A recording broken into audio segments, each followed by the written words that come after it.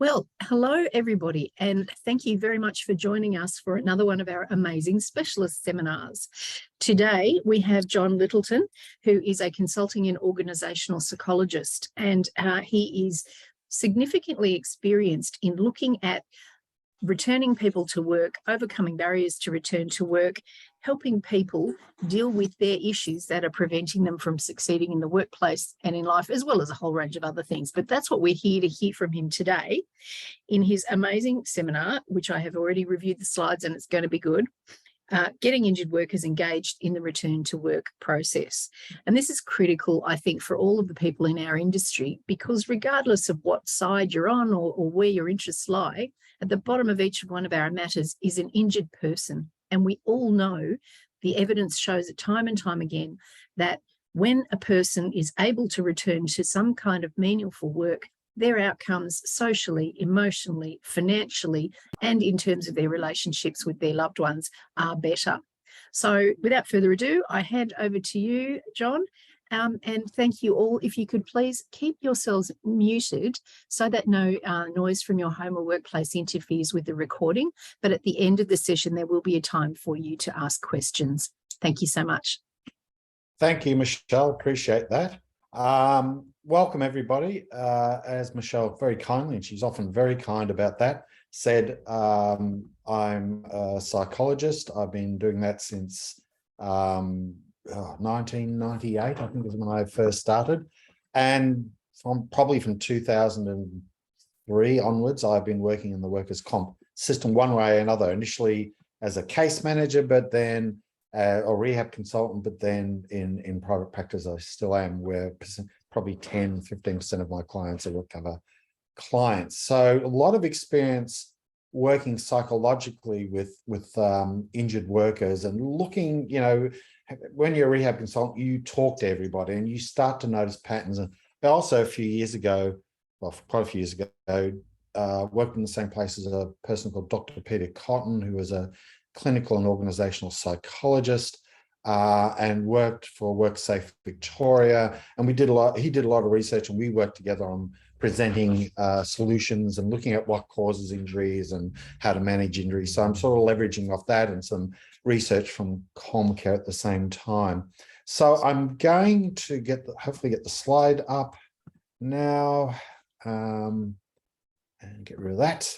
So hopefully, can everybody see the slides there? Can you see the slides, Michelle? We can, but it's small. I can also see your desktop and your oh, okay. I'm just going to switch it over to presentation mode. Is that better? The one. Excellent. That's the one. Beautiful. Good. Okay. So that's basically what we're doing today. So there's some just quick background information. Been a psychotherapist for 25 years. These are the areas I work in, and others. You can't really fit it all in. Org Psych for 20 years. This is a tiny bit about me, which is really, in the next slide you'll see, is blatant self-marketing or self-promoting, but it will be brief, I promise.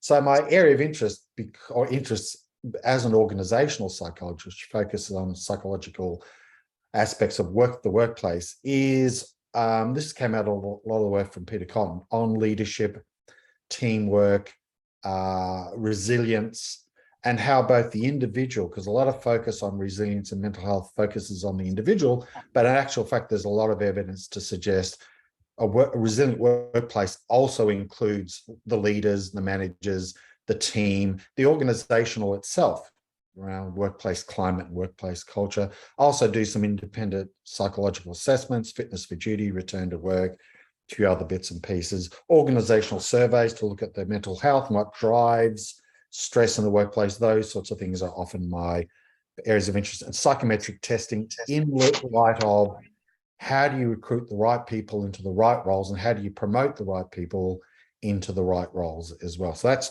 the quick me. That'll be all done. And now we'll move on. So we've done the what I do, blatant self-promotion. The rest of the session is going to be focused on what doesn't or isn't working in the work cover system. Human contributing factors. What about individuals do I notice that make people higher risk of not returning to work? Workplace contributing factors, and then some obvious solutions, which would be good because it's all very fine and well knowing what goes wrong. It's kind of helpful to know what you can do about it. So we shall carry on regardless. If people want to ask a question, that's fine. I will leave some hopefully time at the end. People may have to go off, but I might leave some time at the end if people want to ask questions there. So, you know, choose when you would like to do it. I'll try and provide answers as best I can.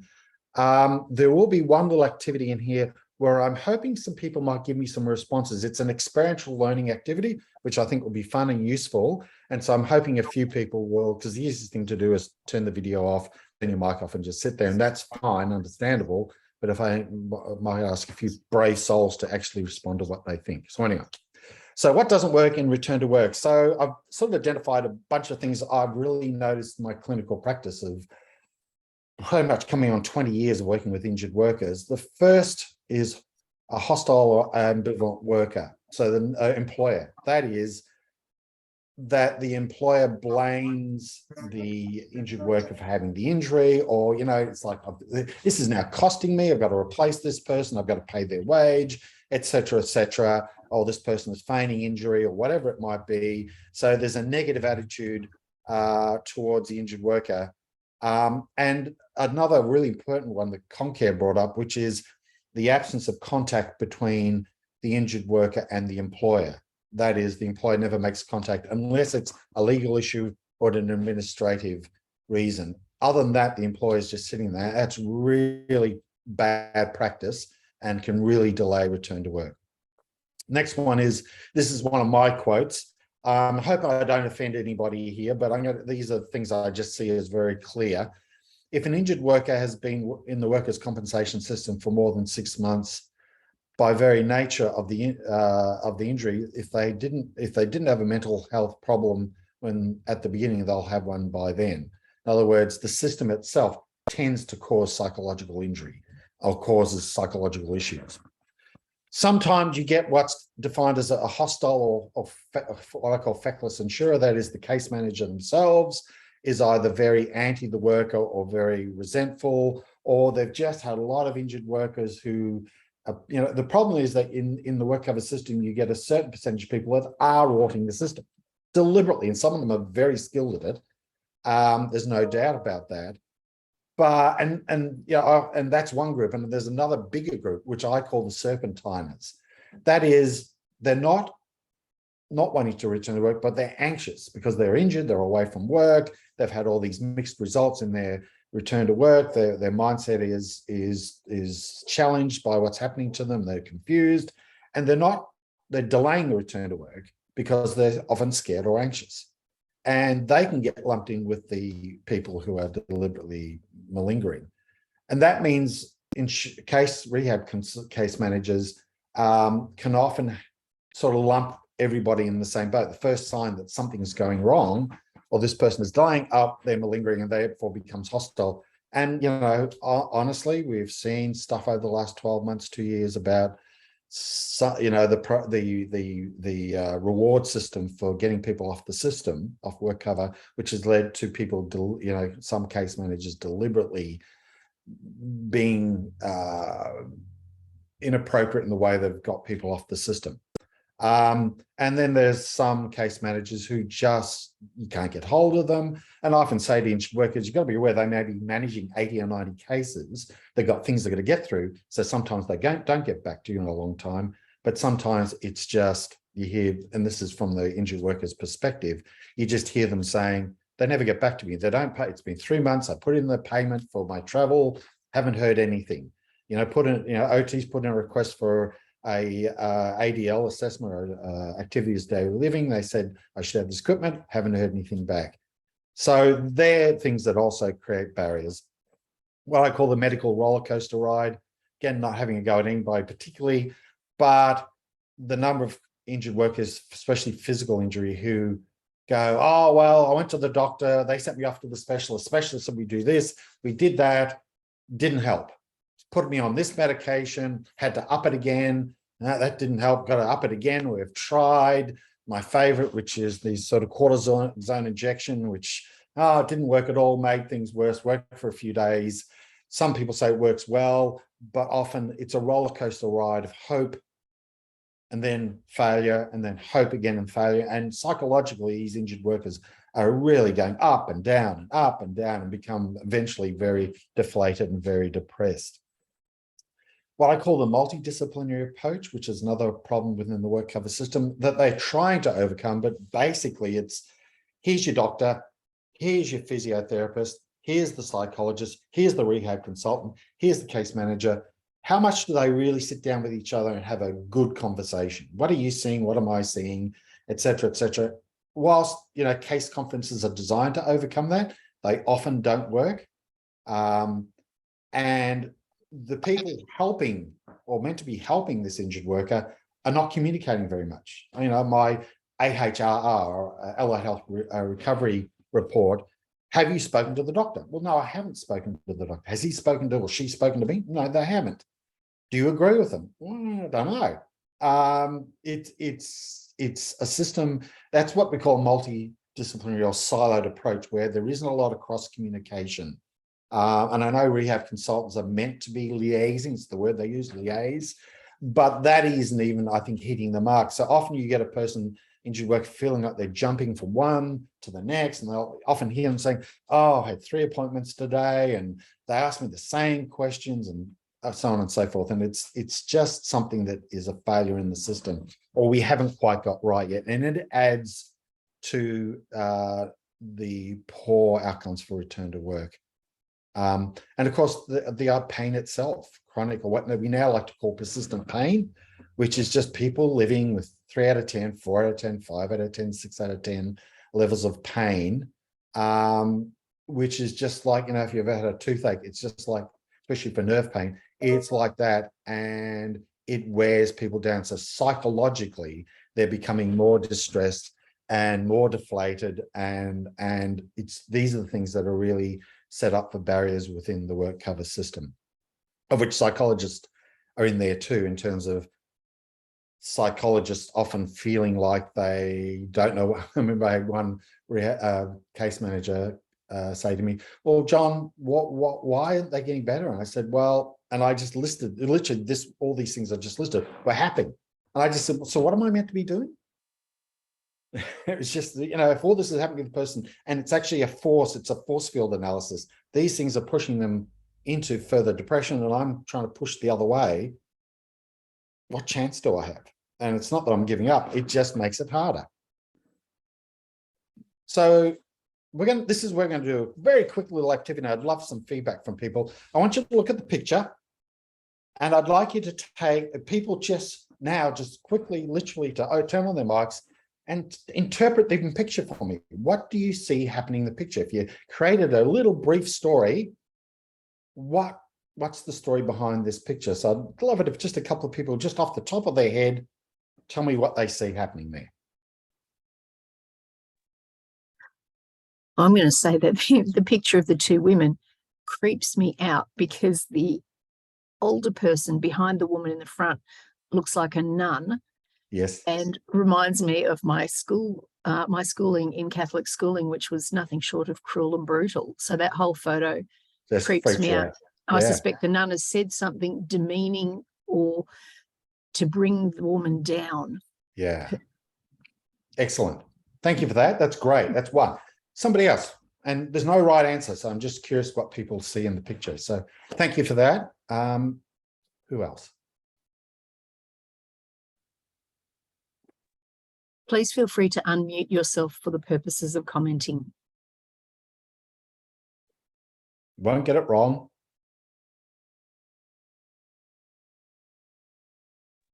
I can see that it's, well, I interpret it as being the same.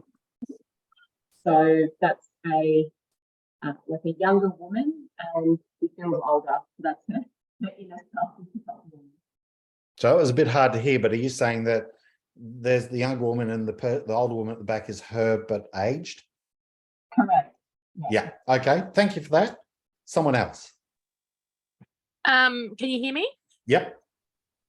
In regards to, I'm looking at the brick now. Sorry if that's not what we're meant to be looking at. It's the other picture. We'll get to the brick. Okay, that's all right. Then I'll wait for them then. Okay. Thanks.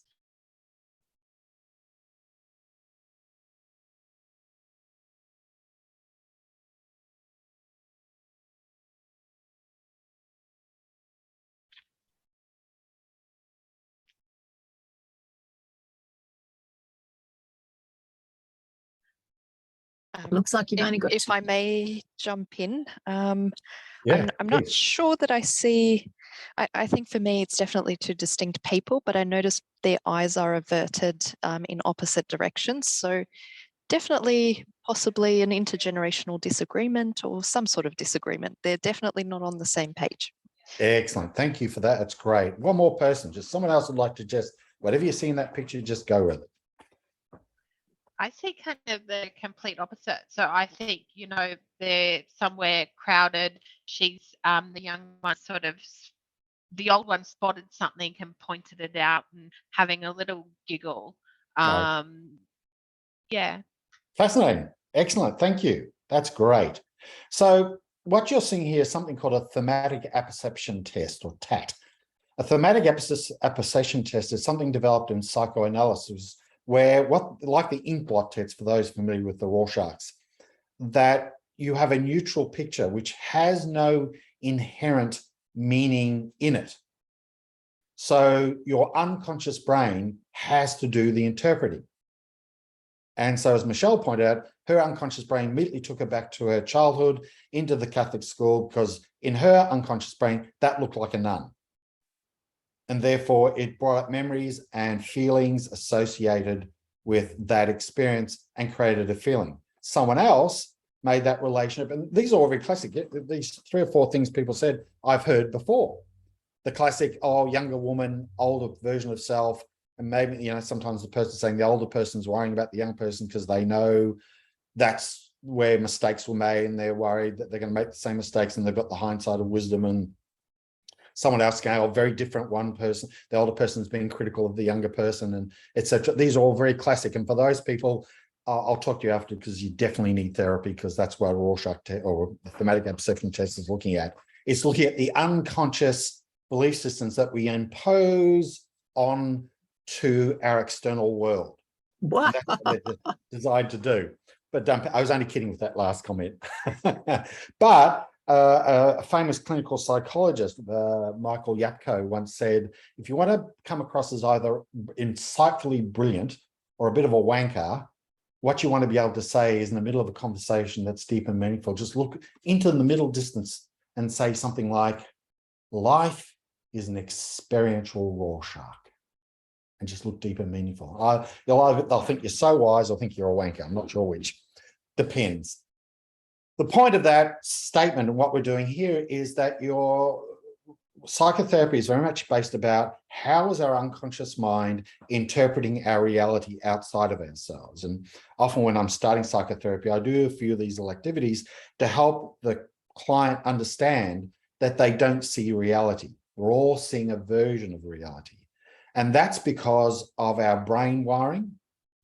And our brain wiring is affected by 3 basic things: evolution, genetics, and upbringing, or what we call attachment theory. And I was just doing some reading on attachment theory at the moment and its impact. That affects how our brain is wired up. And so my analogy with the brick now, going across to the brick, is this. If you can imagine a brick sitting on a table, and it's a steel table, it's rock solid, absolutely rock solid. And you've got the brick on top, and then you've got a compression, a press sitting over the top, and it's coming down and it compresses the brick. It just starts to apply more pressure evenly across the brick. So underneath it's even, on the top it's even, but the pressure from the press is getting more and more and more. Eventually the brick's going to break. The question is, where will it break? And just to short circuit this, because we could spend forever discussing it, basically where the brick will break is it depends on weaknesses inside the brick. That is, if you've got an electron microscope, scan the brick and looked at where the atoms are closer together, we'd call that an inherent strength, and where it's further apart, it would be an inherent weakness, and it's going to break where it's weak. And every piece of material has that, as does the human brain. That mental health is really looking at stress being applied to a person, and when the stress gets too much, the brain breaks, or we develop mental health symptoms, depending where we have inherent vulnerabilities. And that can be a number of different areas. And depression, anxiety, and post-traumatic stress, and a whole bunch of things, OCD, and all sorts of stuff, are all that, where's the brain going to break? And so when we now apply that to work cover, we can start to see patterns of people breaking under the pressure of a range of things that are going to happen to this person. And these are the classic, on the left-hand side, this is the classic stuff I tend to see. So injured workers devolve in one of several types of responses. So once they start to break, they'll react in one of three basic ways. There's more, but these are the basic dysfunctional ways. So anger towards someone or some organization. And, you know, if any of you worked on the recovery system, you know exactly what I'm talking about. They're in fight mode. So we think about the amygdala and fight, flight, and freeze. So they go into fight mode, which is a defense or coping strategy. They don't understand me. They're not supporting me. How will I survive? I will fight back. And they become angry, and they get angry with the employer. They get angry with the case manager. And if there's any case managers there, you know what I'm talking about when you get that phone call and people start getting abusive or testy or angry. And that's their coping strategy. The best form of defense is offense. A second approach, which I see quite regularly, is victimization, which is people just come into the room and they just sit there and they complain about someone or some organization. And we call that freeze mode. So they have just collapsed. And it's their polyvagal system that's sort of pushing them into this collapsed state. In the fight mode, it's the sympathetic nervous system. In the collapsed mode, we call it the dorsal nervous system that's activated, which is what you see lizards doing when they freeze, and these people are frozen and they're complaining and they're miserable. No one understands me. No one's here to support me. It's all hopeless, collapsing on themselves. Or the avoidant one, which is the flight, which is the runaway, which is part of the parasympathetic nervous system, from someone where they're running away again from, you can see the pattern, someone or some organization. They're in flight mode. They're trying not to get hurt again, and they're hurting by avoiding. That can be, you know, the case manager rings multiple times. They don't answer the phone. They don't respond to emails. They don't turn up to therapy sessions. They don't turn up to medical sessions. They're in avoidant mode. And this is what we experience. So psychologists such as myself and others constantly talk about this constant complaining, when they're angry, depressed, or anxious, need for vindication, that is, tell me I'm okay, or need for comfort and being accepted. And often when we're getting audited or being reviewed or writing an AHRR, somehow explaining to the case manager, part of what I'm doing here, whilst I'm not doing effective therapy as much as I would like to do, part of it is just trying to hold this person while they are in this miserable state and slow. It's like turning around a ship. Sometimes it takes a while to get them to turn around, if ever, because they're caught up, their brain activity, they're vulnerable, they're in fight, flight, or freeze mode, and they're in despair and they're feeling hopeless. And we're struggling to try and get them to stop acting like that, but they need to be vindicated first. It's the first line of defense as a psych is how to help this person recognize that as a person, they're okay. And one of the reasons they don't feel okay is this table on the right, which I developed a number of years ago when I had an injured worker, and they were gung-ho at the level they told me how good a worker they was. But when we started to look at return to work, they really became avoidant. And I was thinking, what's going on here? And one day I thought, how do we have someone with telling you how good a worker they was, but performing so badly? And I'd done some research and workshops on self-worth, and this was a technique they used. And I've used an abridged version over here on the right on the table. What I did was I list on the left-hand side every role this person has, and there were about double that up there. I've just did this abridged version: employer, workmate, worker, father, husband, handyman, golfer, artistic person. The next column is values. How important are these things to you? How important are they? How much do you value them? Not how well you perform at them, just how much do you value them? And 10 is absolutely fundamentally important.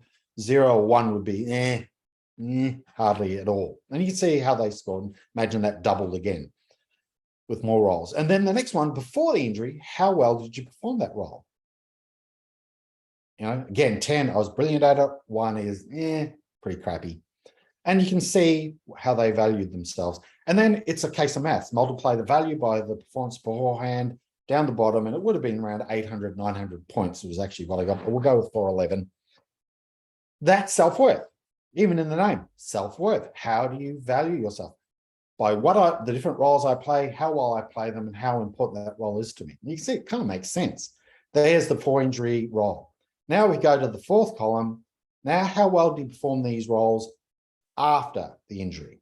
And you can see there is a dramatic drop, huge drop in some areas. Some areas go up, like artistic, because they've got more time to sit and do whatever he's doing. I think it was playing a guitar or something, golf, handyman, all these things. But especially the important ones where the high values are, they drop dramatically. And you can see often the results drop by 2/3. So now you've got somebody with huge self-worth problems. They devalue themselves. What are we going to do with this? What are we going to, I often say to people, what's worse for you, the physical pain or the emotional pain? I often say the emotional pain, because there's no relief for it, or very little relief for it. They just feel like shit, to be perfectly blunt. And it's their self-worth that's sort of gone down through the toilet and up through the S-bend. And that impacts on everything else, even their experience of pain, because suddenly pain now becomes a defense mechanism. Oh, I can't do that. Why? I'm in too much pain. Yes, that's probably true, but it's also your perception of the pain. And as psychologists, that's what we do. And also number two, and by the way, I'm also involved with a pain program called Effective Pain Solutions. And I work with an exercise physiologist and a doctor and a pharmacologist and an osteopath and my job is often around this stuff here. It's another bit of blatant self-promotion. And in that sense of the pain the person's experiencing and their fear avoidance, what I call the safe miserable zone, because often when I'm listening to them, and you may hear it yourself, their priority is safety. That is, if I go out into the big bad world and apply for a job or go back to work, I feel scared. I feel like and this is the brain in fight, flight, the amygdala in fight, flight, and freeze mode. So it's not rational. It's just how they feel, and how they're responding is, I'd rather stay here where I'm safe, but I'm also miserable because I'm not doing what I used to do. So they're in the safe miserable zone, often driven by low self-worth, along with the pain itself, and they combine to create this huge resistance. These are human contributing factors, and it's helpful for the injured worker and people working with the injured worker to understand the psychology of what their brain is doing in relation to the pain, their behavior, their emotions, and attitudes. So moving to solutions, because that's really the important bit. I just wanted to plant that flag. But here, this is taken from some research from ComCare, and it's in an article which you can look up called Return to Work by ComCare. It's very simple. It's about 2018, 19, something like that. And you can see there's some interesting stats there. Number one, making early contact. And I mentioned that.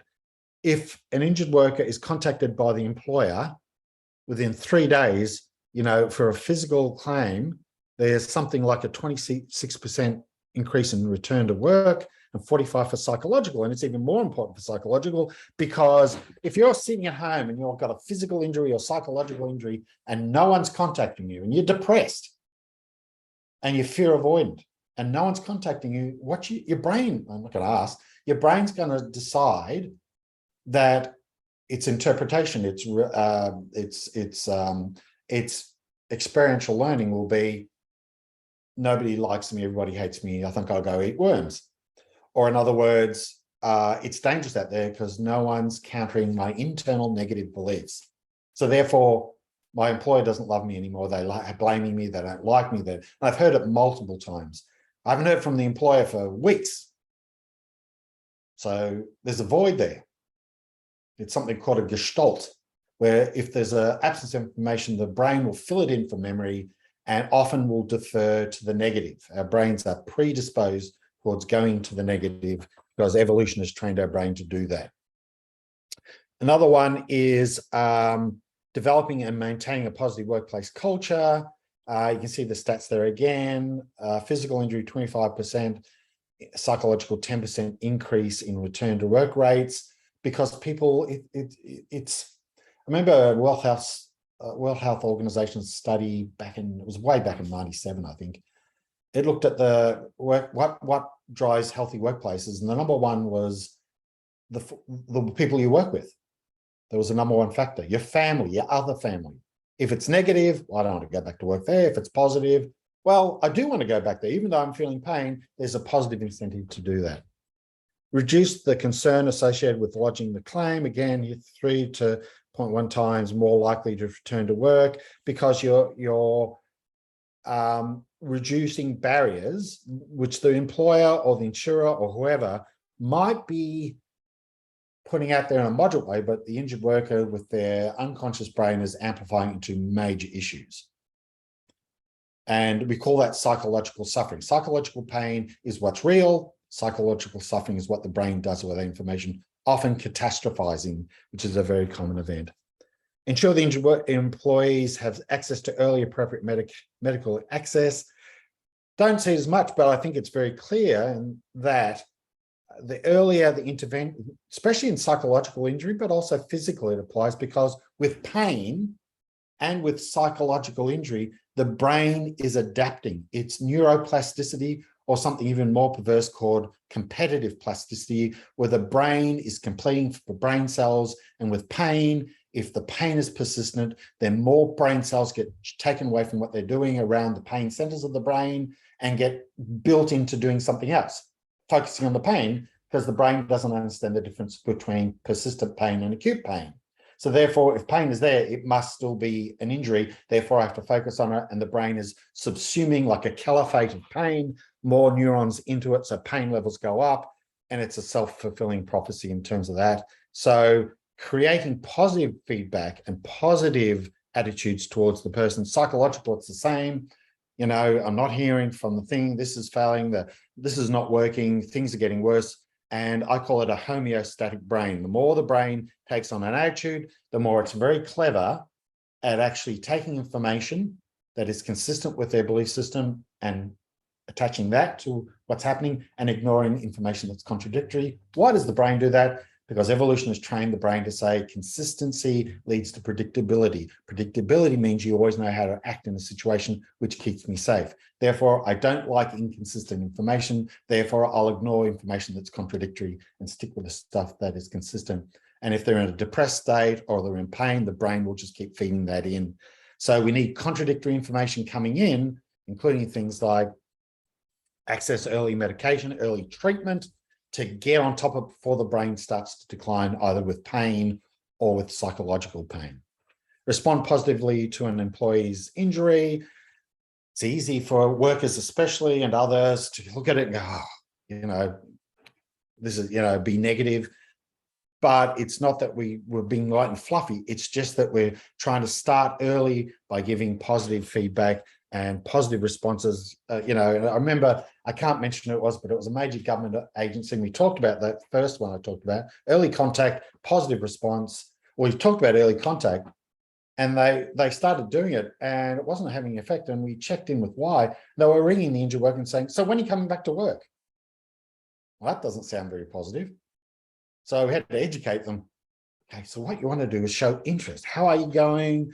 Don't panic. We're going to take care of things. You just get better. Is it okay if we come back and call you once every couple of weeks, just to see how you're going? That's it. We just want to know, are you getting the right treatment? Are things going well, et cetera, et cetera. Prevent delays in reporting injury or illness is another thing. And you can see there, and it's what we call long tail claims. If things are activated quickly, if things are reported quickly, if treatment is provided quickly, then if things are done quickly in that first 90 days, the return to work actually reduces that long tail, which is just the graph going down and then petering out and extending. And people who don't have early intervention and don't have early positive feedback and early support, they're the ones that can drag out. And in fact, there's negative things going on past 45 weeks and well past, you know, sometimes the psych claims that can be 2 years or more for return to work, or even getting off a zero work capacity certificate, you know, 0 hours. So that's Concare talking about some research, which you're welcome to look up yourself. This is some of the stuff from Peter Cotton and myself, what works. And again, this is why it's one of my areas of interest. I think often it comes out of working in the occ rehab sector and seeing what doesn't work. But his research of, I think it was back in 2007, of somewhere like 850,000 employees across public and private sector showed the following. Good leadership. And these were all beta coefficients, showed in a survey. Show me that this is when I started org psych training, the first thing that was said to me, show me the nature of the boss and I'll show you the nature of the organization. And there are so many problems in Australia, and I think we rank third worst in the OECD or something like that for leadership. Pick the right leaders. That is, how do you make sure the person actually will be a good leader? Just because you can make a widget doesn't mean you're good at leadership. What is the relationship between widgets and leadership? Well, there isn't one really. It's more happenstance. So people who are skilled at leadership or have the right personality for leadership are often what we want to look at. I've been training in something called social identity leadership, which comes from social identity research or theory, which has been around since the 80s, I think, which is well-researched, evidence-based, and is, funnily enough, skills-based. So it looks at leadership rather than a personality or a person like, Gandhi or Winston Churchill, which you often see in leadership books. Here's what makes a good leader, on my opinion. Social identity leadership, no, it's actually a set of skills. It's a process a leader learns so they actually are good leaders. High staff morale, and this is came out of this Peter Cotton's research. Morale is the best inoculator to mitigating stress and personal vulnerability or low resilience in the workplace. It's like, with COVID, herd immunity. If most people get inoculated, then everybody benefits because it creates a herd immunity. Well, same thing applies to morale. The higher morale in the workplace, then the less chance people will take claims, the less chance that stress will turn into a mental health problem, the brick thing. And so building morale into the workplace, and I'll talk a little bit about that in a minute, through good leadership, leaders who show integrity with regard to fairness and appropriate behaviour, modelling, and the research has shown that leaders who are either feckless or what do they call it, laissez-faire leadership styles allow bullies to take over, because where there's a vacuum of power from leaders or managers or team leaders, bullies will take over instantaneously or automatically, and so you get more bullying in the workplace. And if leaders model good leadership and fairness and what is ethical and appropriate behaviour, then that increase in team climate. So the difference between team organizational climate and organizational culture. Climate is the day-to-day stuff, like respect, courtesy, care for other people. Are you okay above and beyond one day a year? That is checking with people, keeping an eye on them. Are they okay? How are you going? How's your daughter going? How's your granddaughter? Tell me about, those sort of stuff that sits in and around it. Actually, that organizational climate improves culture, which then leads to harder for bullies and workplace stress to actually get in the way of the person's psychology. It builds organizational resilience, I think is what I'm trying to say. Okay, early intervention. So that's prevention, early intervention. Things like training in mental health. There's 2-to-1, varies between 2-to-1 and 5-to-1, 6-to-1 return on investment for doing mental health training. That includes recognition of symptoms, engaging the person to see if they're okay and get them to admit they've got a problem, and then referral on. That is guiding them to someone else to say, here are some resources, you need to go and look at that and get some help. So that early intervention. Part of the regular performance reviews. So, my favorite performance review, it's once a year, nothing's said for the 12 months. And then this poor person walks in not knowing what the team leader or manager is going to say. This is shoddy performance review. Performance reviews should be monthly, quick, relaxed catch up. How are you going? Look, it's just noticing this. You might want to work here. Let's work on that. And how are you going? So that team leaders and managers are keeping an eye on their staff. Team leaders trained specifically in training in mental health, so from their position, because the higher up the power pole you go, the more impact you have on people below you. And you often see that in injured workers. They're actually looking for more senior people to show respect and to connect them because they've got power, they've got authority, therefore they trust that what they're saying might be true. Good EAP. Again, EAP with work health and safety, mental health's become part of that. So a tick and flick might be, make sure you've got an EAP provider, but who cares whether they use it? Well, a good relationship between an organization and EAP is, one, you've got good therapists who do real therapy, not just sit and listen. And we at least give 6 sessions so that some work can be done as that intermediary between seeing a doctor or a psychologist and dealing with the workplace issue. And that the EAP provider provides a monthly, 6-monthly, 3-monthly report, depending on the size of the organization, not naming numbers, not giving any information away on who, but what's going on. So if there is something going wrong, the EAP provider, look, we've noticed that we've had 6 EAP from this site, if it's big enough not to pinpoint people around this. You might want to look at that. Supporting HR. There are 2 types of HR people in my mind, the paper workers and the people. And there's nothing wrong with both, but if you've got a bunch of people who are doing HR because they love the people stuff, well, they're an internal stock that you can train up on early intervention, assessing. They're not going to be a psychologist, but assessing, referring on, having a bunch of resources, saying, okay, have you got a mental health care plan? I think you might know to see a doctor. Or can we bring someone in and just have a chat to you? Or something where they can spend time, because for early stages, sometimes injured workers or people who are struggling just want to talk to someone.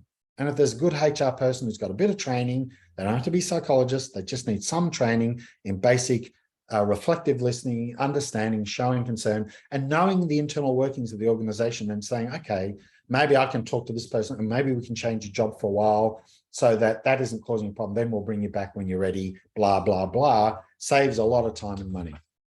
As I said, several large organizations actually use rehab providers who do more. A lot of rehab providers, I train provisional psychologists and they're actually working in rehab providers, and they've got provisional psychs in there who are under training to do EAP, to do psych early intervention. And a psych screening early intervention is not looking for a problem per se or diagnosing. It's just saying, here's the manager said, look, we've got this person, they're struggling, they've admitted they're struggling. Can we get a quick assessment done? We're not diagnosing, we just want to know what we can do inside the organization. So it's like the external version, the external provider providing input to the person who's struggling to make sure it doesn't become a workers' comp claim. And by the by, especially with psych claims, not all, but a few, I'll sometimes say to the employer, sometimes when an injured worker isn't feeling listened to, not understood, not recognized for what's going on, their way of retaliating against the employer or a manager is to put a workers' comp claim in. It's like punishment. It's like, if you're not going to listen to me, I'm going to make you pay. So this is why this stuff, I think, is very sage information. Clinical observations. I've talked a little bit about this, so I won't. The human brain has evolved over 100,000 years to catastrophize, to think about what could go wrong and then catastrophize. We call it worry sometimes. Why does it do it? Because only bad things will kill you. And a couple 100,000 years ago, everything was going to kill you. So primitive parts of the brain, amygdala, limbic system, is very good at looking at the negative and then catastrophizing and then setting up camp there as if it's actually happened. And this is what we see. So what happens if an employee who is unable to work and the employer is not making contact and they're sitting at home stewing over it? Well, they'll be thinking negatively and catastrophizing. How do they think about the future of their work? Stable income, those sorts of things. Will they ever get back to a job, or are they doomed? These sorts of things start to play in people's mind.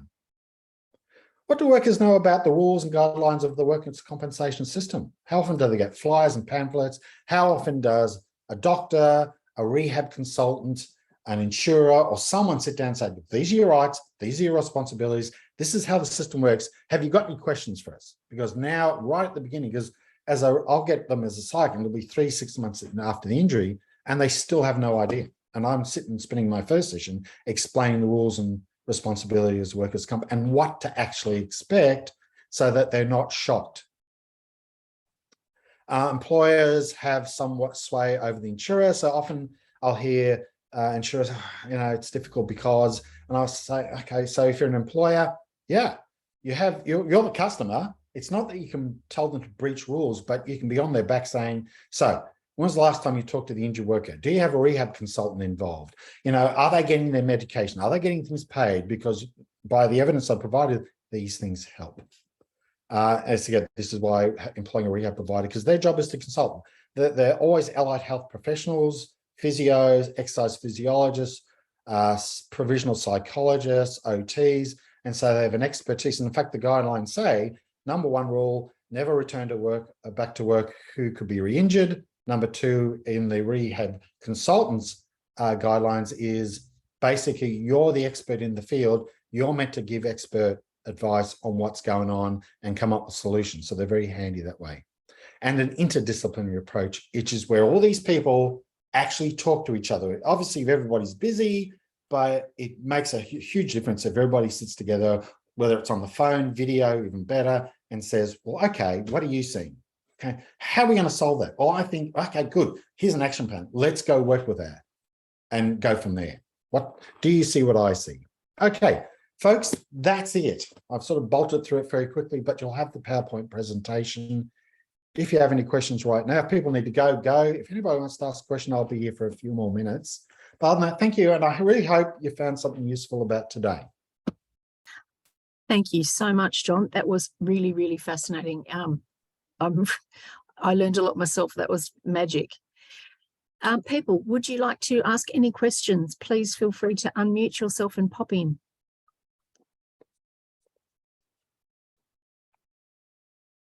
And I will preface that, John, by saying often when no one asks a question, it's because the presentation was so good, you already answered their questions. Or they've all fallen asleep. Either way, they've benefited because nothing like a good nana nap in the middle of the day.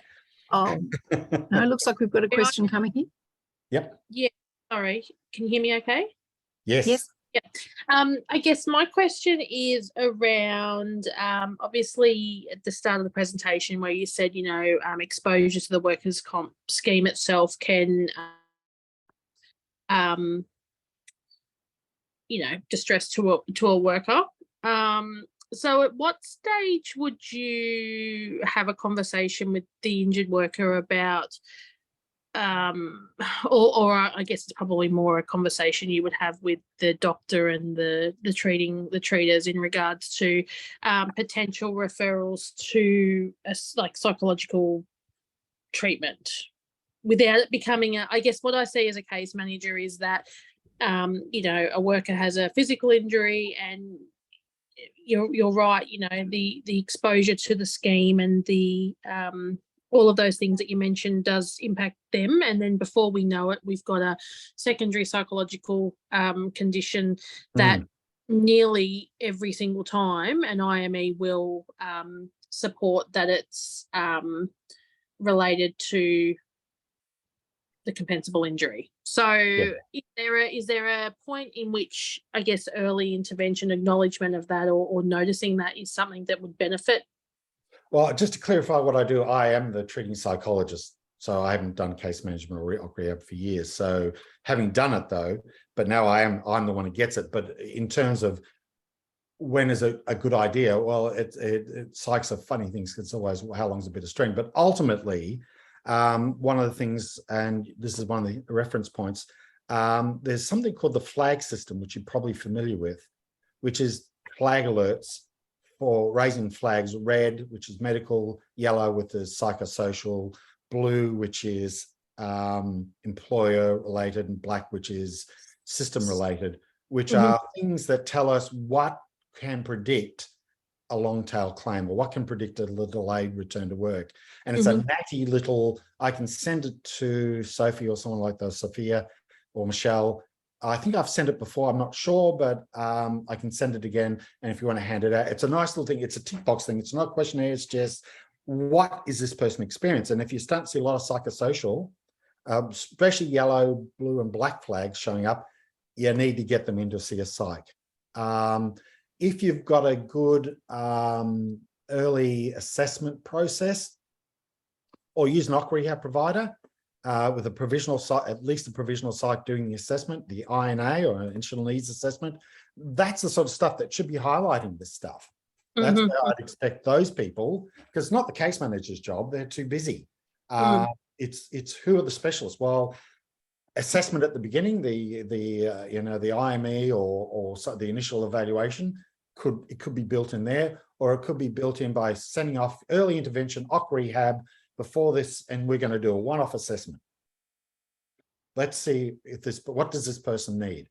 If it's a physical injury, well, you know, OT or physio. If it's a psychological injury, definitely provisional psych, and or a provisional psych also to look at a physical injury that's been going for a while, and doctor, or whoever else, even the case manager, noticing the person depressed or anxious or angry and saying, okay, let's get one of those. But I do that in the first 3 months after the injury or after the claim has been presented, to just quickly testing, because that graph is going to start dropping. It sort of starts like that and then slowly starts to drop down and then rushes down.